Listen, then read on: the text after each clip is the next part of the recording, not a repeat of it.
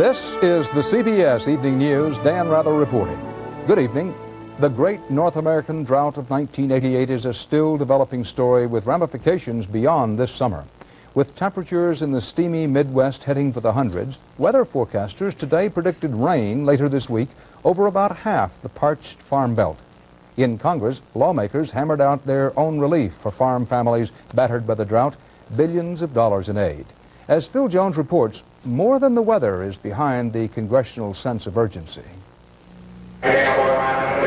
In Cumming, Georgia today, it was too late for emergency government help as many farmers continued to sell off livestock because the drought has made it too expensive to feed the cattle. In Washington, both the Senate and House were moving with unusual speed to approve relief. The lack of rain is not a Republican problem, nor is it a Democratic problem. We're determined to get aid just as quickly as we can to those farmers who need help. The drought of +88 is described as worse than the one in the 1930s that created the Dust Bowl. It makes a guy feel pretty bad, but it's like I say, you know, if this was it was not under my control.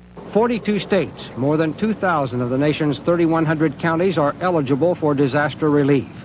Today's legislation provides cash and special loans to farmers who lose at least 35% of their crops. Livestock producers who grow their own feed grain would get assistance, and the House version would give dairy farmers a temporary 50-cent increase in milk support prices to compensate for the higher feed costs. Send the word out, hopefully before the afternoon is over, to the producers of rural America to hold on, that help is coming in a compassionate, sensible, responsible way. Because the drought is making grain prices soar, money normally used for price supports would be used instead to pay for the drought relief, estimated to cost from $4 to $6 billion. While the president was pushing for quick relief, his budget director was attacking Congress for adding too many goodies to the measure. Don't use the drought, don't use the plight of the farmers as an opportunity to hang on a Christmas tree, to make a Christmas tree out of that bill. With this drought bill and other spending measures, Congress is getting close to busting its own budget, which would mean automatic spending cuts. But as far as these jittery politicians are concerned, the only thing worse than budget problems would be angry, neglected farmers going to the polls in November. Phil Jones, CBS News, Capitol Hill. On aid to farmers and most economic issues, President Reagan and the George Bush campaign are trying to portray Michael Dukakis and the Democrats as bad for jobs and the economy. CBS News correspondent Bob Schieffer reports the Bush campaign today unveiled its latest video line of attack. I remember you. Michael Dukakis may have gotten the Democratic nomination, but for now, it's Jimmy Carter that the Republicans are running against. You're seeing what America was like just 7 years ago. This new $4 million campaign shows where Republican strategy will center this year. Heavy emphasis on economic prosperity. Why then would we ever want to go back to the way things were before she was born and risk anything as precious as her future? This week's encouraging economic figures fit the battle plan nicely, so no wonder Republicans were eager to talk about them. I'm delighted with the performance of the economy. It's working, and it's very important that we continue that thrust into the future. For the Bush campaign, the timing couldn't have been better. Since the new show of Democratic unity in Atlanta, the watchword among Republican strategists has been play down the candidate and his personality, play up the issues, stress the good times. But conservatives are already arguing it will take more than that to get them excited about George Bush. It will take a conservative running mate. And lately, not only has the Bush camp not been turning on conservatives, it has been turning off conservatives. To conservatives, that is the problem. Left to his own devices, I think George Bush would choose an establishment Republican. And that would be an utter disaster for our party and all of our candidates. If that kind of uneasiness continues, it could mean trouble for Bush, a tense convention, just when Republicans want to show the kind of unity Democrats flaunted in Atlanta. Bob Schieffer, CBS News, Washington.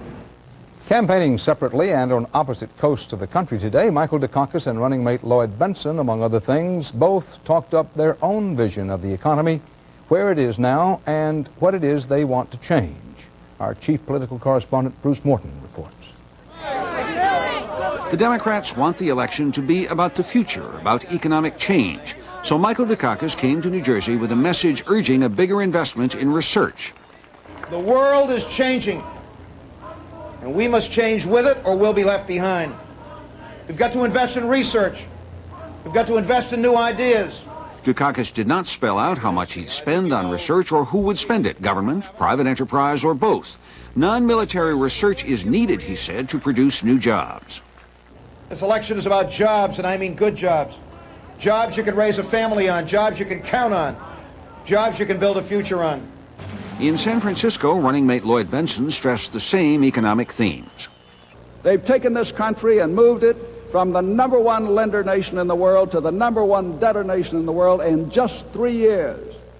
Dukakis also jabbed at Vice President Bush's suggestion of a separate ethics office in the White House. And in the Dukakis White House, the ethics office will be in the Oval Office, not someplace down the hall. Campaign trips have more than one purpose. In New Jersey, Dukakis also met with 3 black mayors, including Sharp James of Newark, who had chaired the Jackson campaign, but who today promised to work hard for Dukakis. And there was time for a daycare center visit, pictures which underscored Dukakis' future theme.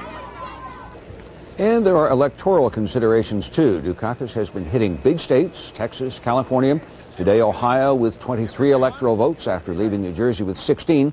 All states Democrats used to win, but haven't lately.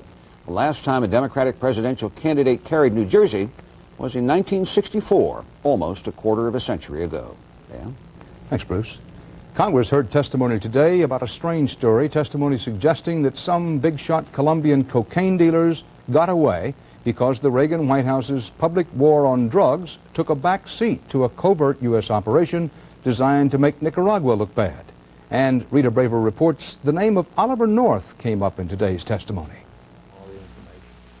The key witness, an undercover drug enforcement agent who testified from behind a screen while security guards stood watch. He told a House Judiciary Subcommittee that in 1984, in an effort to publicly link the Nicaraguan government to the drug trade, the administration blew a case that could have led to the arrest of the top leaders of the Colombian drug cartel. What was the result of that story when it came out? What was the result of the investigation? It ended it. Drug agent Ernest Jacobson said the case was engineered by informant Barry Seal, who himself was gunned down in 1985, allegedly by the Colombian cartel. Back in 1984, Seal was trying to lure cartel leaders out where U.S. agents could nab them.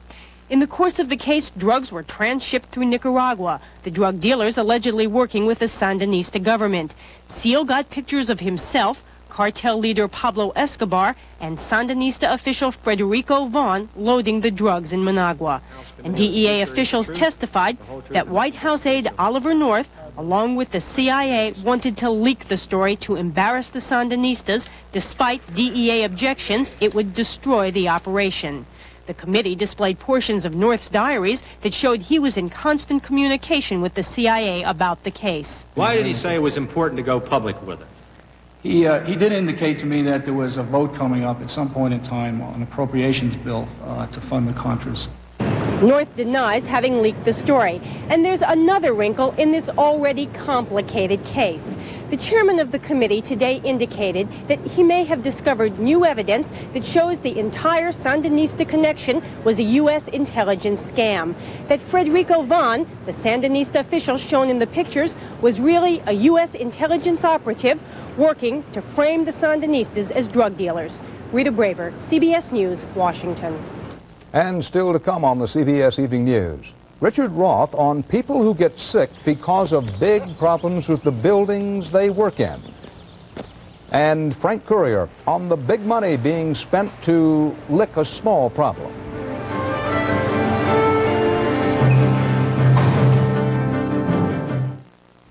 The finer things, happily some are affordable, like Grey Poupon Dijon mustard. So fine, it's even made with white wine. Pardon me, would you have any Grey Poupon? But of course. Grey Poupon, one of life's finer pleasures. Is your breath a little strong? Then have a Milk-Bone dog biscuit to help scrape away plaque and food particles to give you cleaner teeth, fresher breath. Get Milk-Bone because, naturally, every dog wants fresher breath. After flying so many aircraft, I'm not easily impressed with car performance. Then I drove the Cutlass Supreme pace car at the Indy 500. I was impressed. In USAC tests, Cutlass Supreme out-cornered the Acura Legend and brake better than the Ford Thunderbird LX. And Cutlass Supreme costs a whole lot less.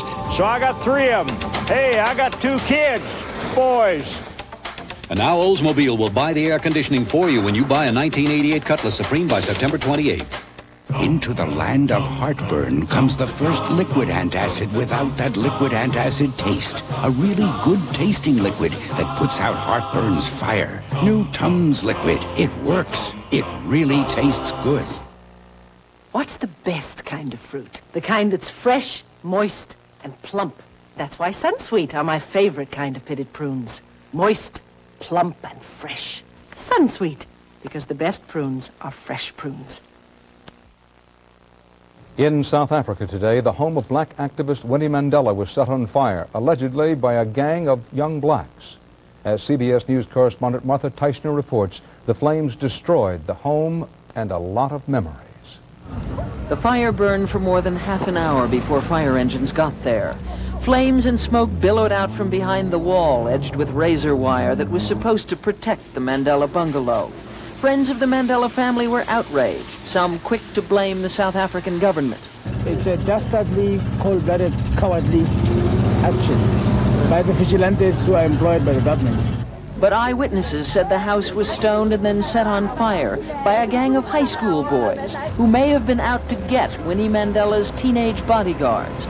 When Mrs. Mandela arrived home to see the damage, she said nothing. The no-comment order reportedly came straight from her husband Nelson Mandela in prison. The fear now is that the incident could escalate into serious township violence. We have agreed to call upon the communities in Soweto and elsewhere around the country to act responsibly on this issue and not act emotionally out of anger. This is the second time a house that Winnie Mandela lived in has been destroyed by arsonists. In 1985, the house she was banished to, 400 miles from Johannesburg, was firebombed and ransacked. She fled to Soweto, to the house that was destroyed today. Less than 2 weeks ago, Winnie Mandela laughed and danced in her little backyard, celebrating her jailed husband's 70th birthday. She was given world champion Mike Tyson's boxing gloves. Winnie Mandela is said to be devastated. This was the only house where she and Nelson Mandela ever lived together as husband and wife, the home where all their memories were kept. Today, all the keepsakes, all Nelson Mandela's personal belongings, even the wedding pictures are gone. Nothing but rubble. Martha Teichner, CBS News, Soweto. The first ever peace talks among Cambodia's warring factions ended today in Indonesia. Major obstacles remain, but at least some progress is reported. Agreement was reached to set up working groups that will study specific issues in the 9-year-old war.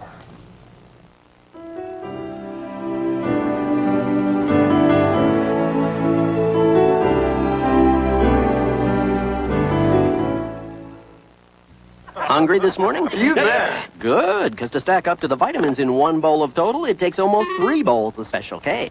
Trudy, all of the grape nuts. Takes 4 bowls of that. Watch this. Shredded wheat. 12 bowls. Good, Delaney. Separate checks, please. Total has 100% of 9 vitamins and iron and is rich in calcium. That's a stack of nutrition in just 1 bowl. Now when you buy Total or Total Cornflakes, we'll kick in a pair of Legs Active Support pantyhose free. That's a $4.49 value, free from Total. Imagine it's lunchtime. That's time for a change of pace at Red Lobster. They'll make your mouth water. With luscious lunch specials, most under $4.99. Make your heart melt. And served in 15 minutes guaranteed, or it's free. Make you flip with every dip, feel like you've never felt. A shrimp salad sandwich, seafood pasta, or today's fresh catch. This isn't just lunch, this is love. Red Lobster, we know how you love seafood. Lucky for this diver, he has a thin, powerful seal. So thin it's virtually airtight. So powerful it even holds up to pressure. No, it's not on this diver's mask. The seal is on his dentures. Extra Hold Fast Teeth has a seal so thin yet so powerful, it's virtually airtight.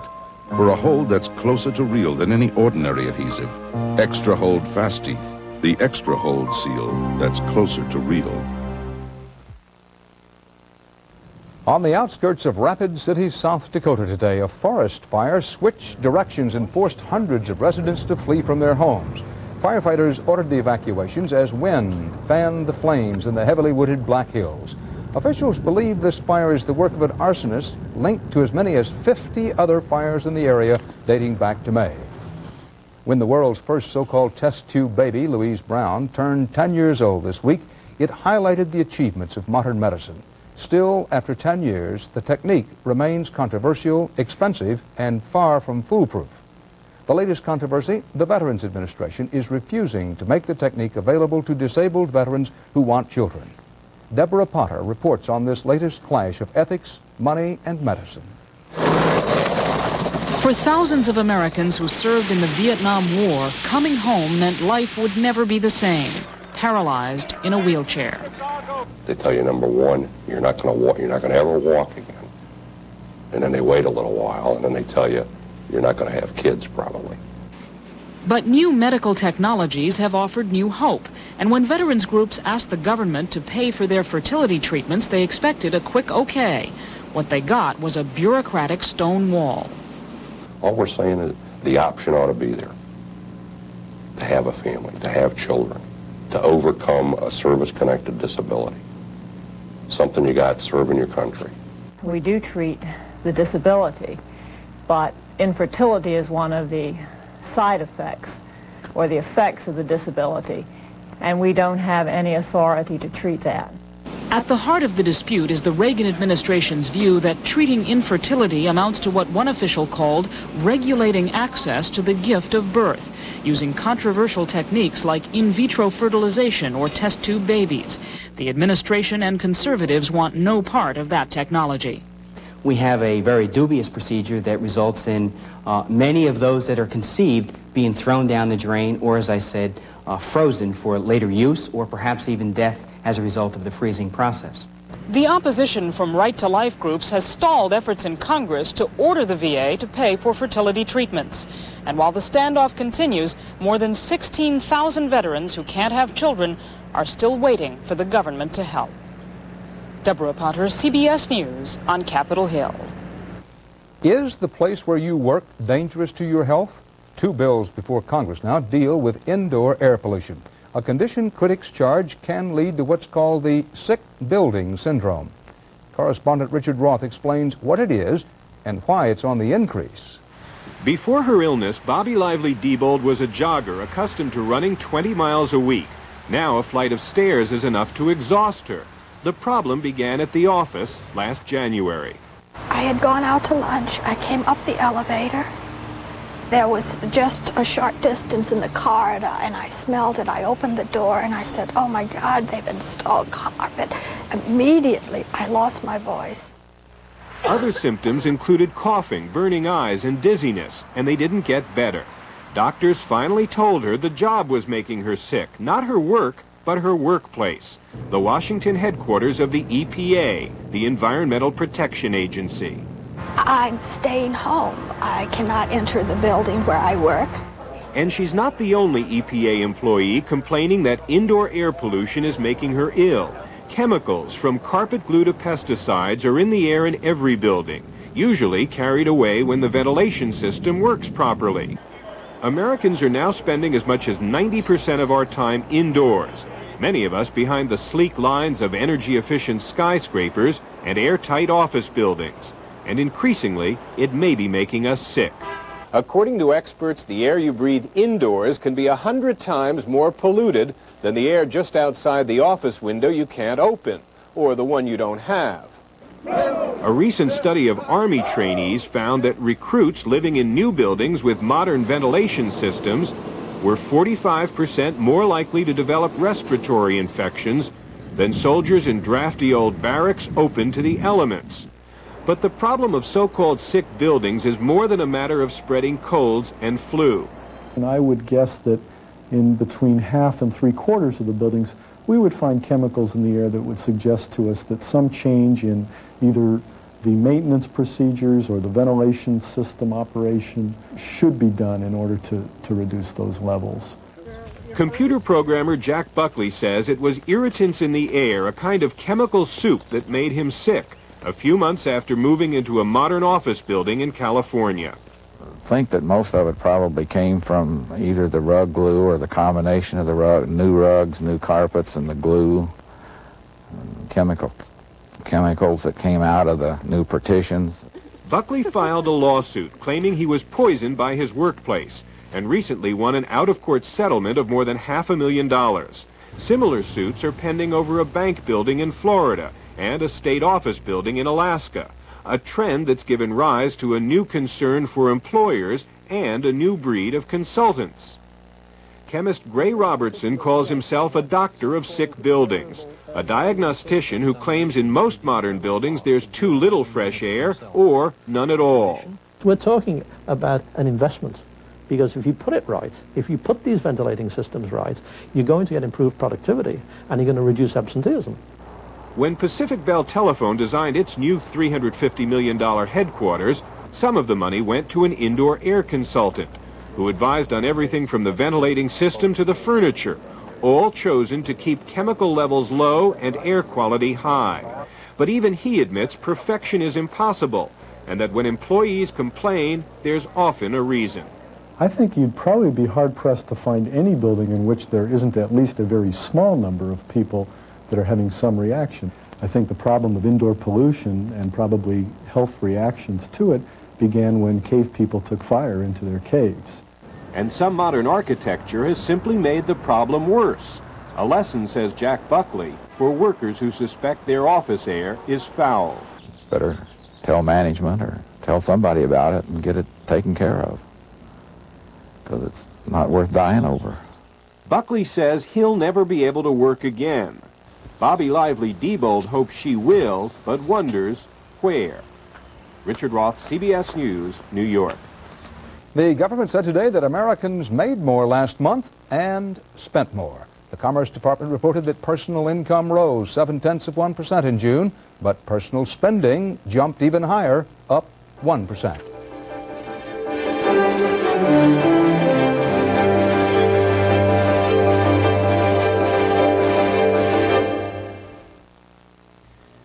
Color Tile introduces the spectacular floor tile sale. Every square foot of floor tile is up to 50% off. This handsome earth tone ceramic, just 59 cents. This floral pattern ceramic, only 89 cents. A country look, just $1.19. These dramatic vinyl tile selections from 64 to 87 cents. It's only for floors, only at Color Tile, and only through Sunday. The spectacular floor tile sale. Bring the beauty home, Color Tile. At Citicorp, we believe it takes people with vision to help people with dreams. So many of our people come from fields beyond banking. Untypical bankers, untypical thinking has made us America's largest financial services company. As Citicorp and Citibank, we're already helping 1 in 5 American families. We'd like you to get to know us better. Citicorp, because Americans want to succeed, not just survive. Now for indigestion, gas, introducing new Extra Strength Malox Plus. It neutralizes more than any leading antacid and dissolves gas. Nobody does as much as new Extra Strength Malox Plus. The problem with foreign oil is that the price and supply goes up and down. To get off this roller coaster, America can use its own coal and nuclear energy. America can count on coal and nuclear energy. In this summertime heat and humidity, you might not think it would be a problem getting anything to be wet and sticky, let alone an essential item that's designed to get wet and sticky, the old reliable U.S. postage stamp. But the Postal Service is coming unglued about stamp slippage. Frank Courier reports on what's being done today to make the stamps letter perfect and stick taxpayers with the bill. With tongues out, Americans this year will lick about 38 billion stamps. And just to be sure, some will lick them twice. Still, the post office estimates more than 1 million stamps a week are falling off envelopes. It's true, you do lick them and they don't stick, they just slide right off the envelope. They slide? They slide right off the envelope. But why? That's what nearly 100 glue experts are asking today in Columbus, Ohio, as they brainstorm at the Patel Institute. The post office is paying the inquiring minds at this product research think tank $700,000 to reinvent stamp glue. A postage stamp is a laminated product. It's like a sandwich. Those little laminated sandwiches postal inspectors discovered last fall were flying off letters in the high-speed sorting machines. They compared the phenomenon to a motorist flung from a car that's just slammed a brick wall going 60. The stamp may continue just like the passenger. So what we're trying to get in this adhesive is a real good seat belt. Stamps don't need seat belts, according to dealers and collectors who are calling this a $750,000 glue caper. I don't know what to tell you. Really, it's their problem, but $700,000, doesn't it seem a little excessive? It's a mystery for many people, still bristling from the last rate hike, which helped push annual stamp sales past the $8 billion mark. I'm not having a problem with my stamps. No, I know it tastes different, but the way it sticks, no, I haven't noticed that. Stuck in the middle of it all are the glue makers under contract to the government. Workhorses like Sylvester Gray and Len Musser, who have been mixing up the same basic cornstarch recipe in Troy, Ohio for more than 50 years. It's a good sticking formula, really.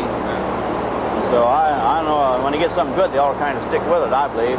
But as glue gurus pursue a more flawless formula, the post office ignores the most common complaint. I think they're gross. Why? Because they taste nasty.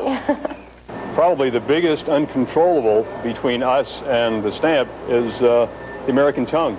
Truth is, the glue and the stick on the back of the stamp are only as good as the lick. Make that two. Frank Courier, CBS News, Columbus.